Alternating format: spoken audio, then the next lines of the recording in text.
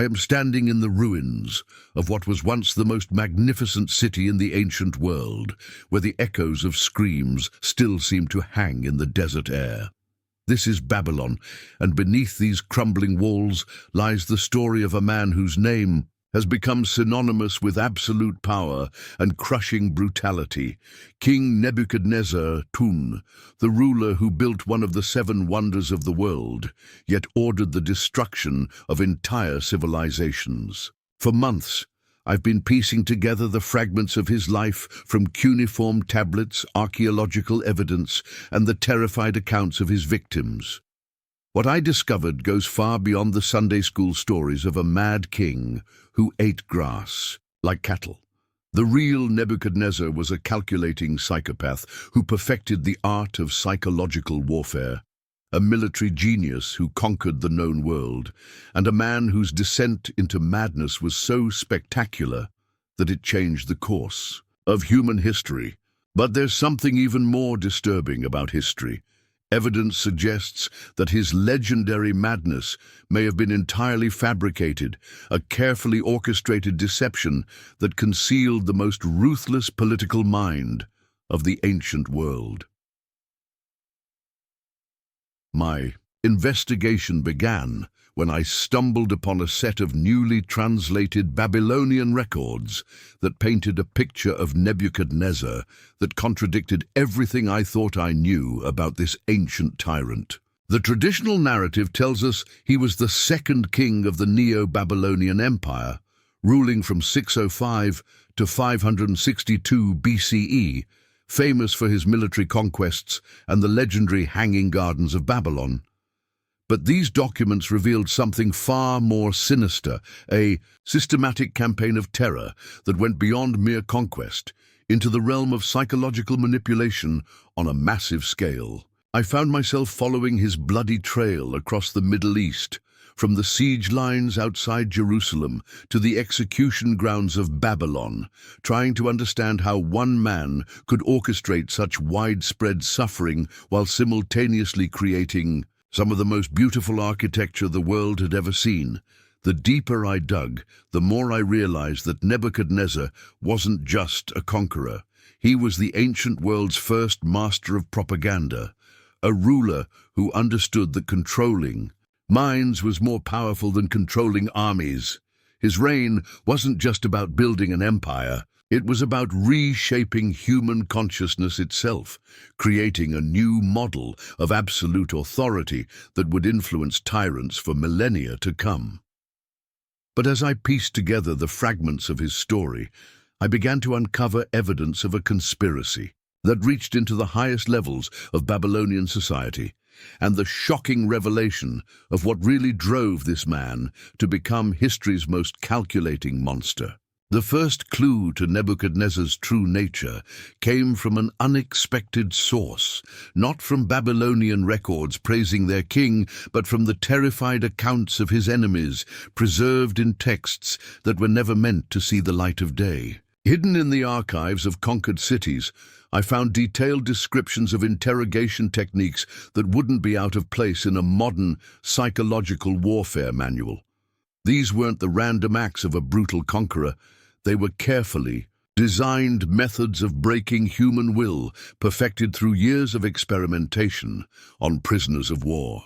The accounts describe how Nebuchadnezzar would select specific individuals from conquered populations, not just leaders, but intellectuals, artists, and religious figures, and subject them to elaborate psychological tortures designed to destroy their sense of identity and purpose. What makes these accounts so disturbing is their clinical precision. Nebuchadnezzar didn't just want to defeat his enemies. He wanted to understand them, to map the deepest recesses of human psychology so he could exploit them more effectively. He maintained what can only be described as a research facility within his palace, where captured scholars were forced to document their own culture's beliefs, fears, and weaknesses. This intelligence was then used to craft propaganda campaigns that would demoralize entire populations before his armies even arrived. The psychological impact was devastating. Cities would surrender without a fight, their leaders paralyzed by the knowledge of what awaited them if they resisted. But the most chilling aspect of this system was how Nebuchadnezzar used information, extracted from his victims, to turn conquered peoples against each other. He would identify existing social tensions within captured territories and deliberately amplify them, creating civil conflicts that made organized resistance impossible. Religious minorities were promised protection in exchange for betraying their neighbors. Rival ethnic groups were given weapons and encouraged to settle old scores. The result was a reign of terror that extended far beyond Nebuchadnezzar's direct control, as his victims became complicit in their own oppression. As I traced these patterns across his various campaigns, I began to see the true scope of his psychological warfare machine. This wasn't just about military conquest. It was about social engineering on a massive scale, an attempt to remake human civilization according to his own twisted vision. But what drove a man to pursue such systematic cruelty? The answer, when I finally uncovered it, would reveal a childhood trauma so profound that it shaped not just Nebuchadnezzar's personality, but the entire course of ancient history. The key to understanding Nebuchadnezzar's transformation into a monster lay buried in the palace archives of his father, Nabopolassar, in records that painted a picture of a royal childhood unlike anything I had imagined. Far from being groomed for power in luxury and comfort, the young prince was subjected to a brutal education system designed to eliminate what his father saw as fatal weaknesses in the Babylonian character. Nabopolassar had witnessed the collapse of the Assyrian Empire and was determined that his son would never show the mercy or hesitation that he believed had led to Assyria's downfall. The training regimen he designed for Nebuchadnezzar was nothing short of systematic psychological conditioning. From the age of 7, the prince was required to witness executions, not as a spectator, but as an active participant in the judicial process. He was forced to interrogate prisoners, to study their faces as they begged for mercy, and to recommend punishments that would serve as examples to others. By the time he was 12, Nebuchadnezzar was personally overseeing the torture of political prisoners, learning to read the subtle signs of psychological breaking that would later make him such an effective interrogator. His father justified this brutal education as necessary preparation for kingship, but the psychological damage was profound and irreversible. The most disturbing aspect of this training was how it systematically destroyed Nebuchadnezzar's capacity for empathy. Palace records describe a series of loyalty tests in which the young prince was forced to betray trusted servants, friends, and even tutors who had shown him kindness. Those who failed these manufactured tests of loyalty were executed in front of Nebuchadnezzar, who was required to deliver the death sentence personally. The message was clear. Emotional attachment was weakness, and weakness would not be tolerated in a future king of Babylon. But there was something else hidden in these records, something that suggested Nabopolassar's brutal methods were motivated by more than just political pragmatism. References to the prophecy and the curse of the bloodline appeared repeatedly in his private correspondence, suggesting that the royal family believed they were under some kind of supernatural threat. As I dug deeper into these mysterious references, I began to uncover evidence of a family secret so dark that it explained not just Nebuchadnezzar's cruelty, but his desperate need to prove his own divinity. The truth about the Babylonian royal bloodline would reveal why Nebuchadnezzar was so terrified of showing weakness that he transformed himself into something inhuman. The family secret that shaped Nebuchadnezzar's entire worldview was hidden in the genealogical records kept by Babylonian priests. Documents that revealed the royal bloodline was not as pure or divine as the public believed. In fact, Nabopolassar was not of royal birth at all, but the son of a minor provincial administrator who had seized power during the chaos following Assyria's collapse. This meant that Nebuchadnezzar's claim to the throne was based entirely on conquest rather than legitimate succession, a fact that made him constantly vulnerable to challenges from rival claimants with stronger genealogical credentials.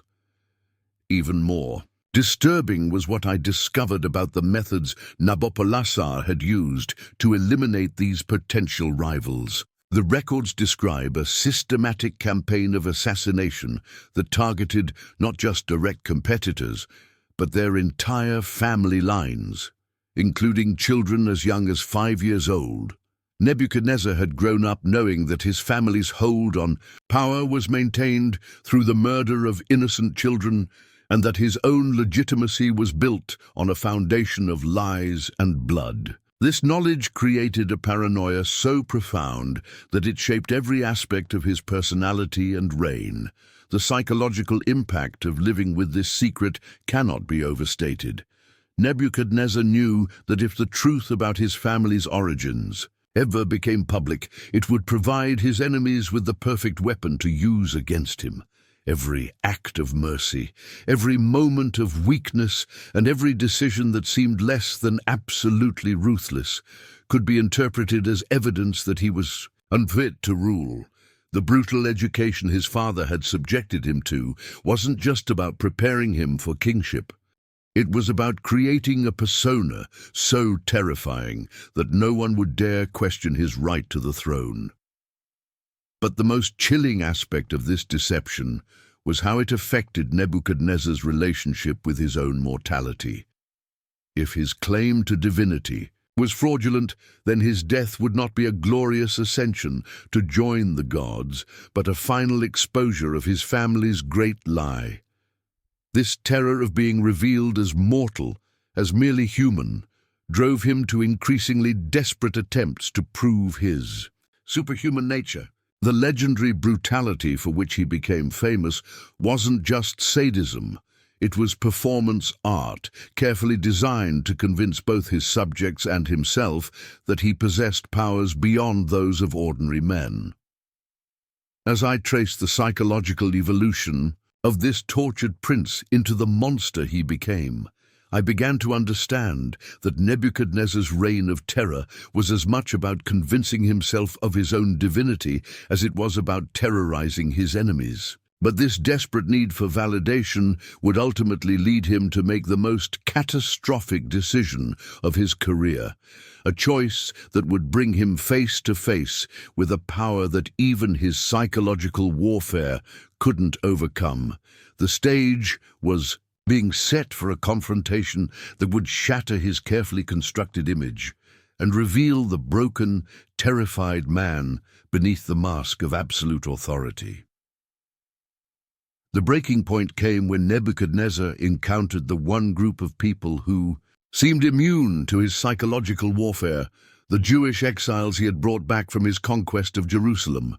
Unlike every other conquered population, these prisoners refused to be broken by his usual methods.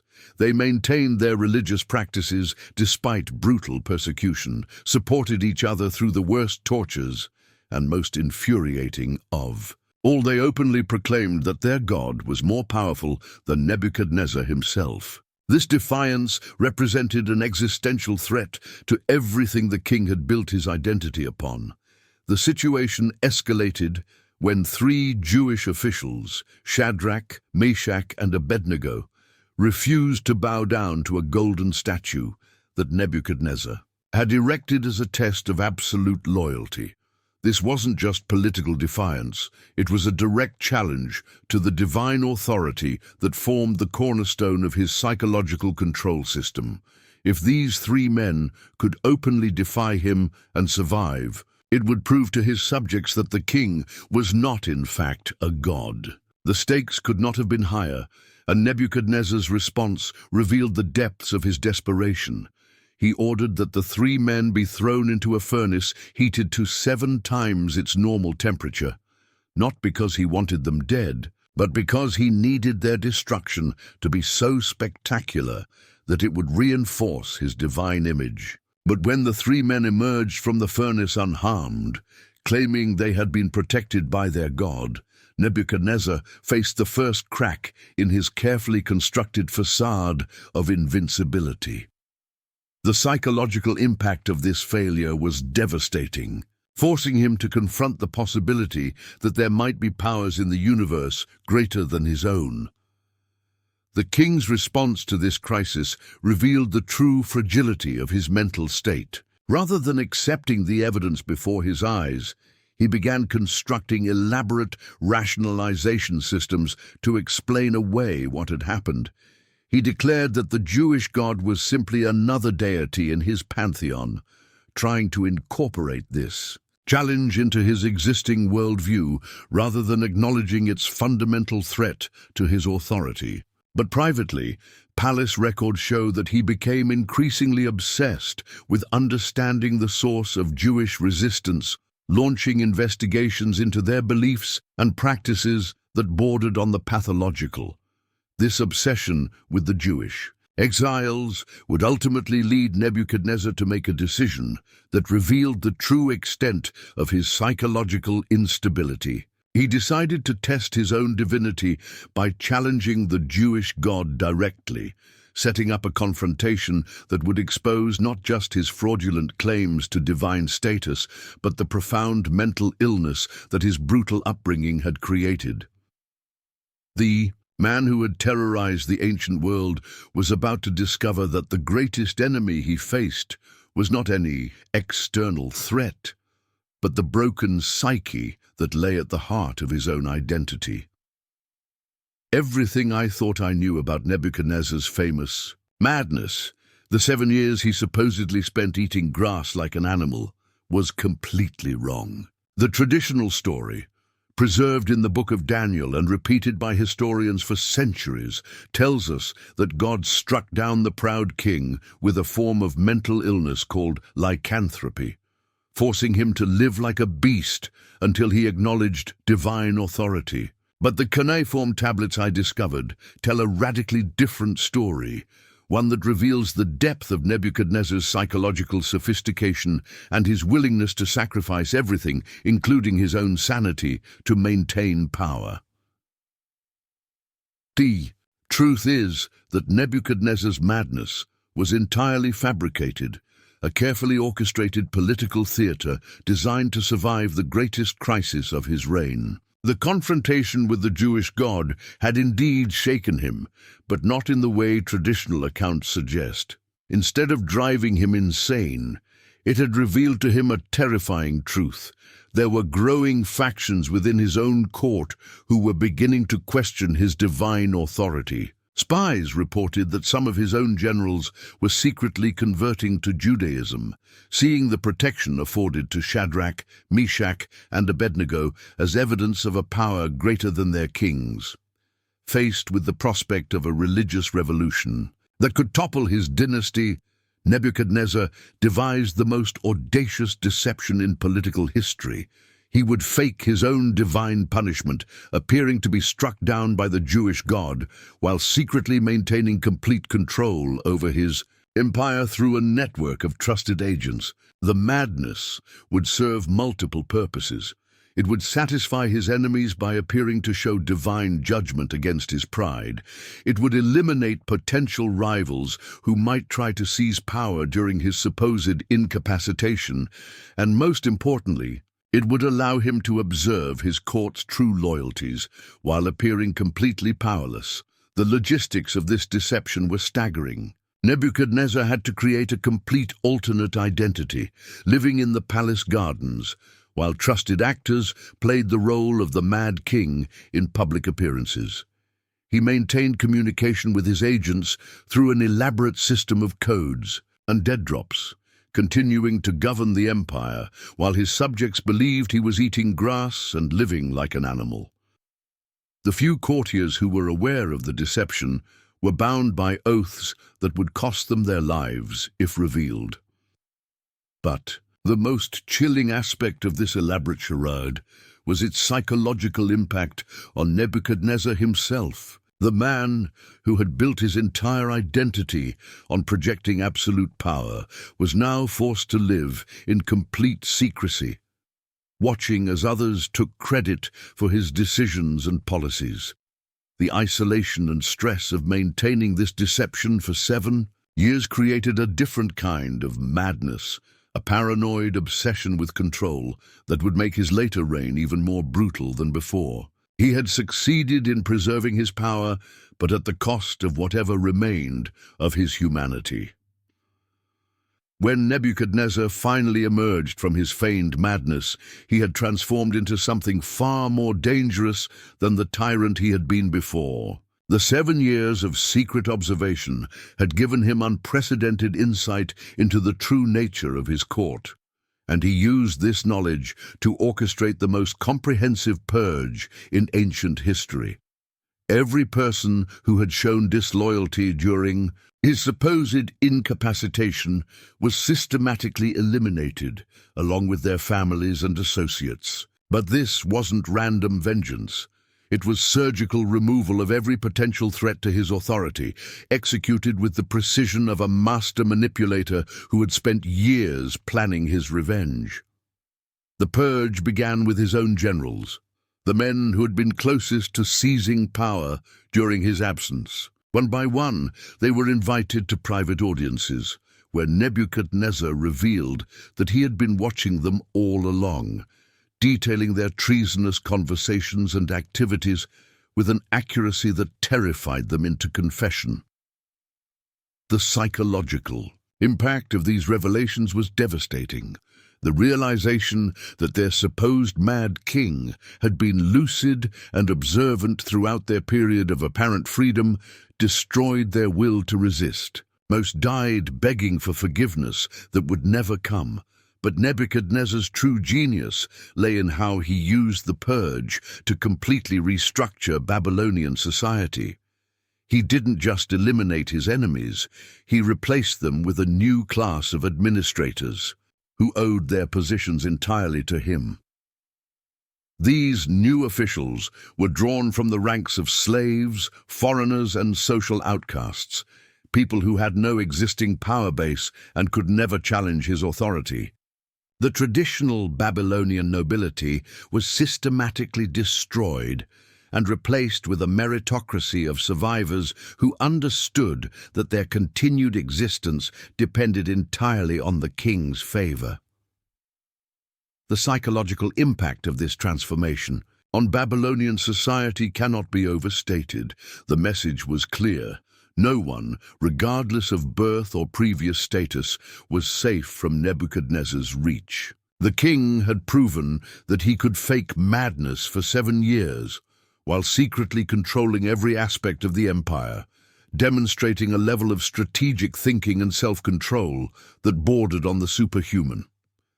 This revelation, retroactively, validated all of his previous claims to divine authority, creating a terror so profound that rebellion became literal. The international implications were equally significant. When news of Nebuchadnezzar's deception spread to other kingdoms, it fundamentally changed how ancient rulers approached diplomacy and warfare. The man who had appeared to be divinely punished for his pride had instead revealed himself to be the most calculating political mind of his generation. Enemy kings, who had been planning invasions during his supposed weakness, found themselves facing an opponent who had spent 7 years preparing for exactly such eventualities. The psychological warfare that had always been Nebuchadnezzar's greatest weapon had evolved into something unprecedented in human history. Standing here among the ruins of Babylon, I find myself confronting the true legacy of Nebuchadnezzar II, not just as a conqueror or builder, but as the architect of a new form of tyranny that would influence human civilization for millennia. The techniques he pioneered, the systematic use of psychological manipulation, the creation of elaborate deceptions to maintain power, the transformation of entire societies through carefully orchestrated terror, became the template for totalitarian rule that would be refined and perfected by dictators throughout history. Yet perhaps the most disturbing aspect of Nebuchadnezzar's story is how it reveals the depths of human capacity for self-deception and the willingness to sacrifice everything, including sanity itself, in the pursuit of absolute control. The man who began as a traumatized child, brutalized by a father desperate to maintain fraudulent power, evolved into something that transcended ordinary human evil. He became a living embodiment of the corruption that absolute power creates, a psychological case study in how trauma and fear can transform a human being into a monster. The archaeological evidence I've uncovered suggests that Nebuchadnezzar's reign left scars on human consciousness that extended far beyond his immediate victims. The techniques of psychological warfare he developed spread throughout the ancient world, creating a new understanding of how power could be exercised through the manipulation of minds rather than just the application of physical force. The religious and philosophical traditions that emerged in response to his tyranny, including significant developments in Jewish, Persian, and Greek thought, were fundamentally shaped by the need to understand and resist the kind of absolute authority he represented. But there's another dimension to his legacy that I find even more troubling. The success of Nebuchadnezzar's deceptions raises uncomfortable questions about the nature of historical truth itself. If one man could successfully fake divine madness for 7 years while secretly controlling a vast empire, what other established facts about ancient history might be elaborate fabrications? The techniques he pioneered for creating and maintaining false narratives were so sophisticated that they challenge our basic assumptions about what we can truly know about the past. The winds that blow across these ancient ruins carry echoes of screams that have never been silenced, reminders of the human cost of unchecked ambition and the terrible price of allowing fear to shape our institutions and beliefs. Nebuchadnezzar's story is ultimately a warning about the seductive nature of absolute power and the ease with which trauma can be transformed into tyranny. In learning his story, we learn something profound about the darkness that lies within human nature and the eternal struggle between those who would control and those who would be free.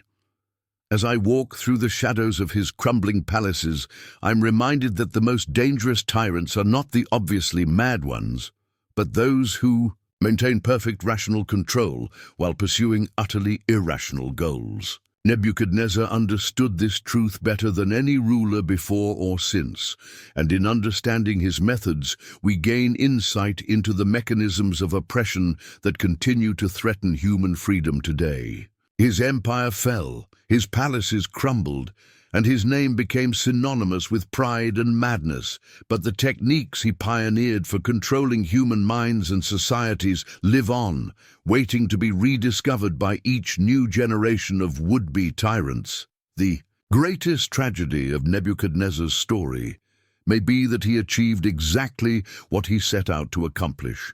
He proved that human will could be broken, that entire civilizations could be reshaped through systematic application of psychological pressure, and that the line between sanity and madness was far thinner than anyone had imagined. In doing so, he opened doors that perhaps should have remained forever closed, revealing possibilities for human evil that continue to haunt our species to this day. To truly understand the scope of Nebuchadnezzar's achievement in psychological warfare, I had to delve deeper into the specific techniques he developed and how they were implemented across his vast empire. What I discovered was a systematic approach to breaking human will that was centuries ahead of its time, incorporating insights into human psychology that wouldn't be formally recognized by scholars until the modern era.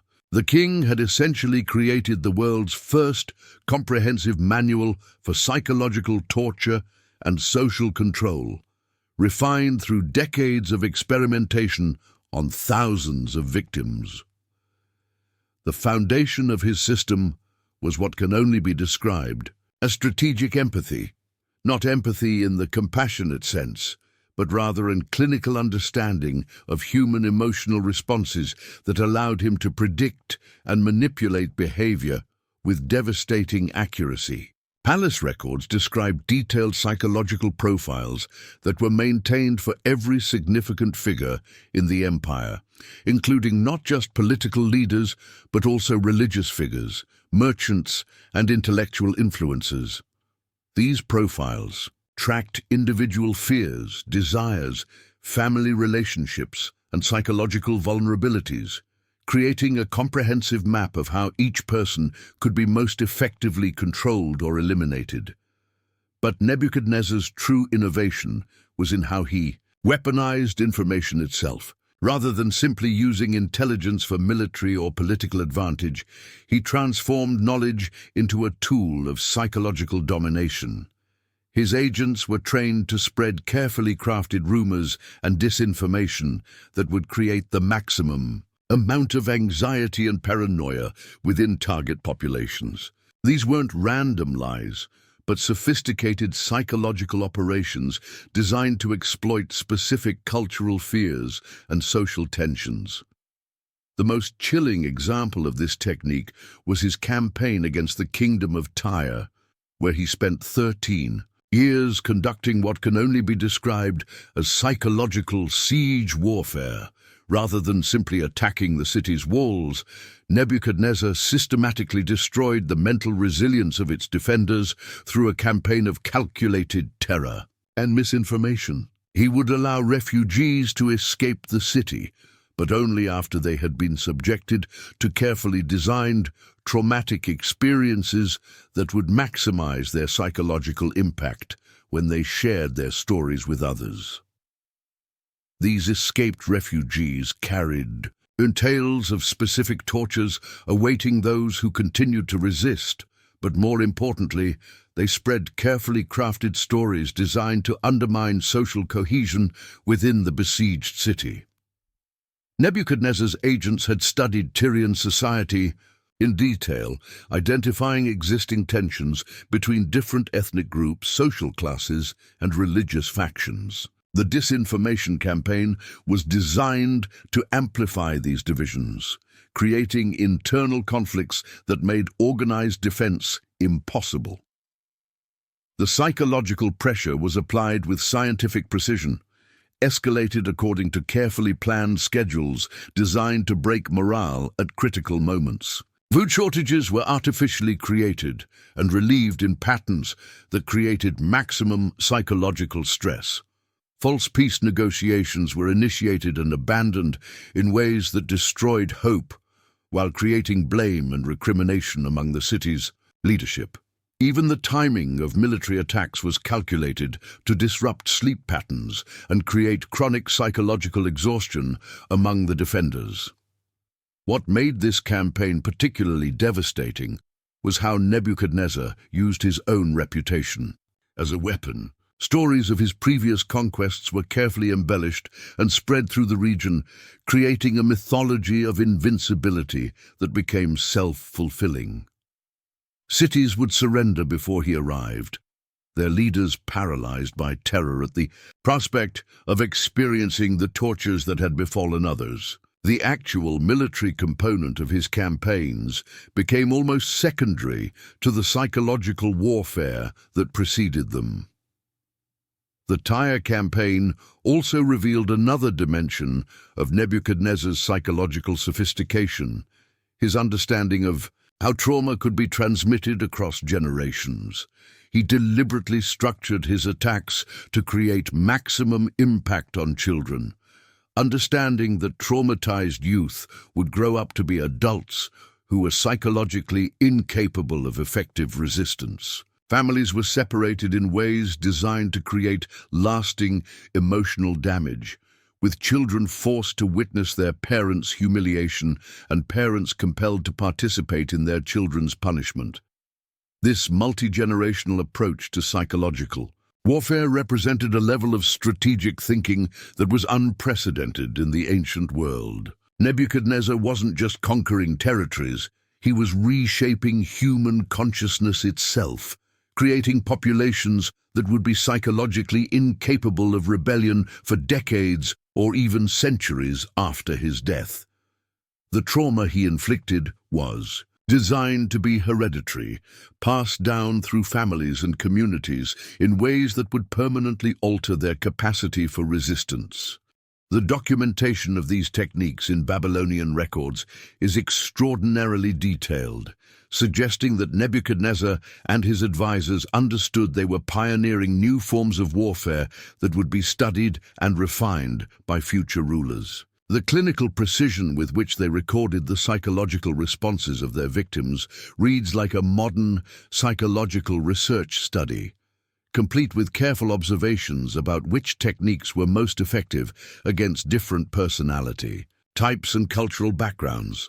Perhaps most disturbing of all was the evidence I found that Nebuchadnezzar tested these psychological warfare techniques on his own subjects before deploying them against external enemies. The Babylonian population served as an unwitting laboratory for developing methods of social control that would later be unleashed on the rest of the ancient world. This meant that even his own people were never truly safe from the psychological manipulations that defined his reign, creating a society where paranoia and fear became the normal state of existence. The logistical complexity of maintaining the illusion of madness for 7 years while secretly governing an empire required a level of organizational sophistication that challenged everything I thought I knew about ancient administrative capabilities. As I pieced together the evidence from scattered cuneiform tablets and archaeological remains, I began to understand that Nebuchadnezzar had essentially created 2 parallel government systems, one visible and official, seemingly controlled by regents during his supposed incapacitation, and another invisible and actual, through which he continued to exercise absolute authority.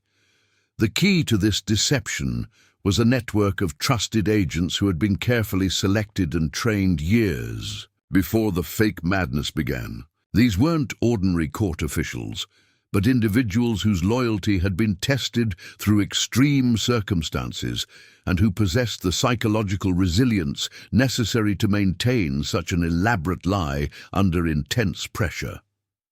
Many of them were drawn from the ranks of former slaves who had been elevated to positions of trust, specifically because their survival depended entirely on Nebuchadnezzar's continued favor.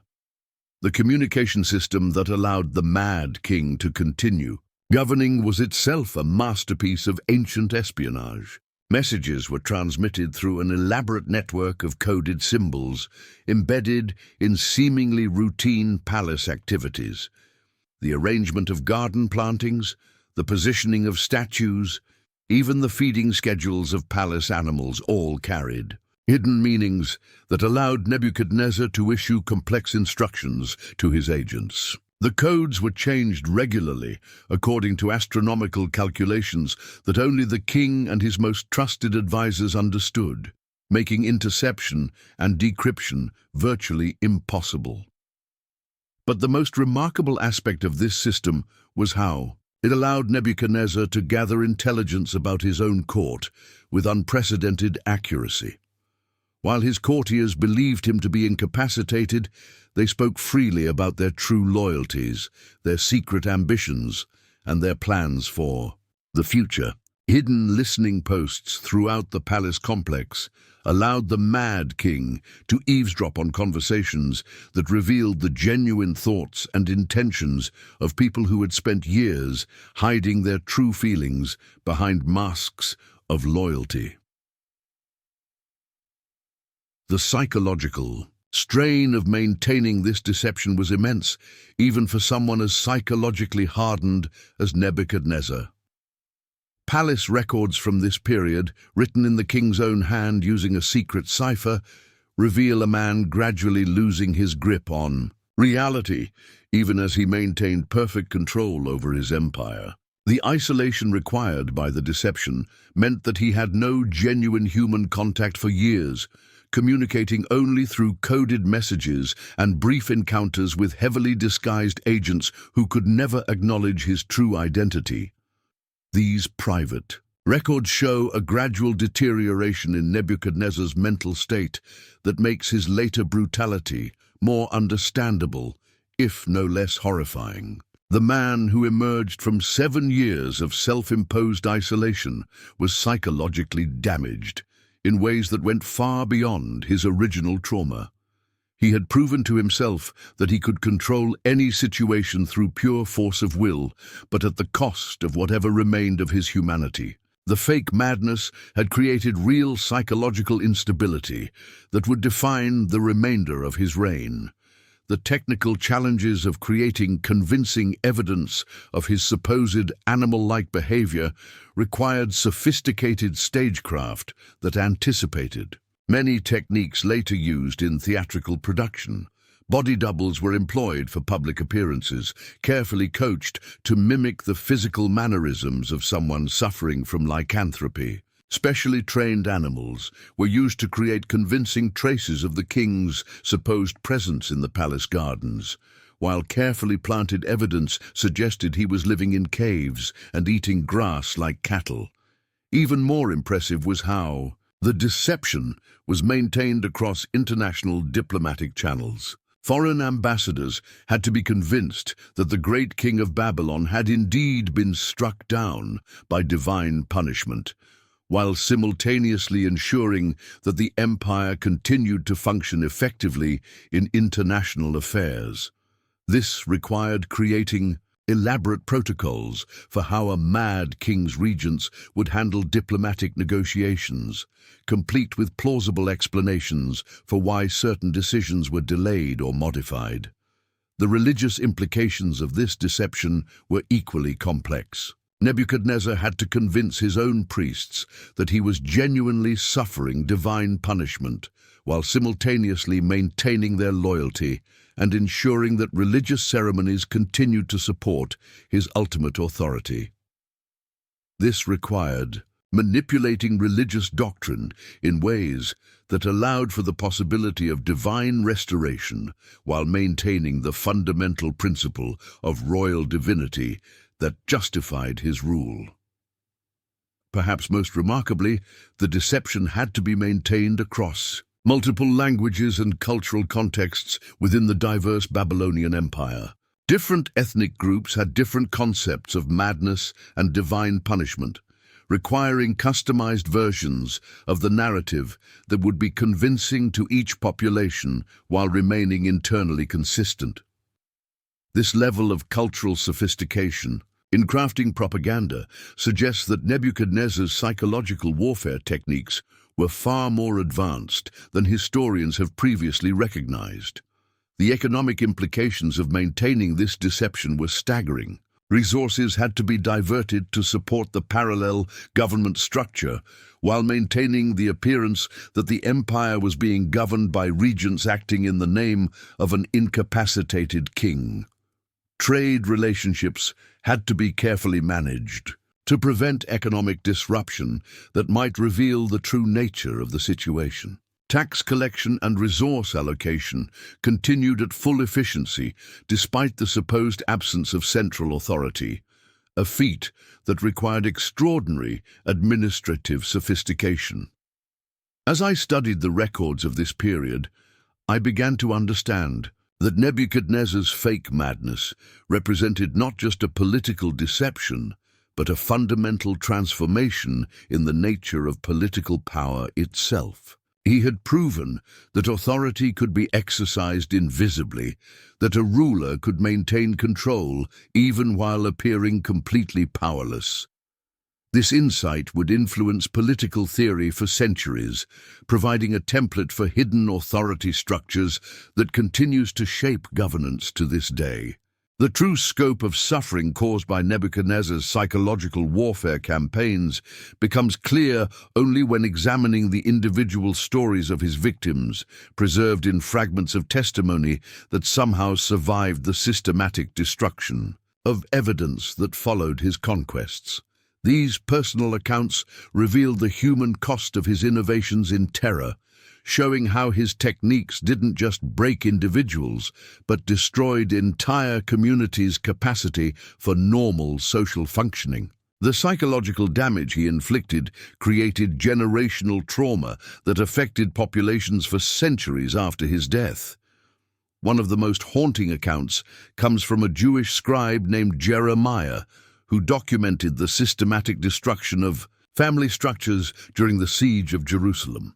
Nebuchadnezzar's forces didn't simply kill or enslave their captives. They deliberately separated family members in ways designed to create maximum psychological trauma.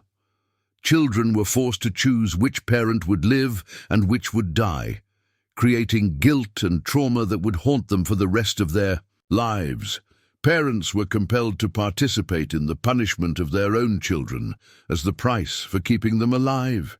These weren't random acts of cruelty, but carefully calculated psychological operations designed to break the social bonds that held communities together.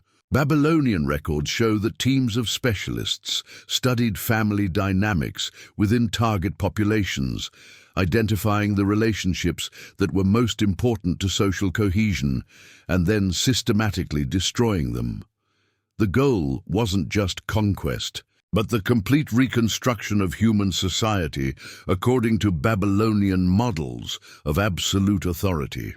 The documentation of individual cases reveals the scientific precision with which these psychological attacks were carried out. A merchant named Ezekiel left detailed accounts of interrogation techniques that were specifically designed to exploit his deepest fears and insecurities. The interrogators had somehow learned intimate details about his childhood, his relationship with his parents, and his religious beliefs, using this information to craft psychological tortures that were perfectly calibrated to his individual psychology. The level of personal intelligence gathering required for such targeted psychological warfare was unprecedented in the ancient world. Women were subjected to particularly sophisticated forms of psychological manipulation that exploited gender roles and expectations within their cultures. Rather than simply using sexual violence as a weapon of war, Nebuchadnezzar's forces developed techniques that destroyed women's sense of identity and social value in ways that were often more damaging than physical abuse. Women were forced to betray their own children, to participate in religious ceremonies that violated their deepest beliefs, and to perform acts that would make them outcasts in their own communities, even if they survived. The psychological warfare techniques were also specifically adapted for different age groups, with children receiving specialized treatment designed to reshape their fundamental understanding of authority and social relationships. Young captives were separated from their families and subjected to intensive indoctrination programs that combined physical deprivation with psychological manipulation. The goal was to create a generation of adults who would be psychologically incapable of organizing effective resistance against Babylonian authority. Religious leaders were targeted with particular intensity, not because of their political influence, but because of their role in providing psychological comfort and social cohesion to their communities. Priests and spiritual advisors were subjected to elaborate public humiliations designed to destroy their credibility and authority. They were forced to perform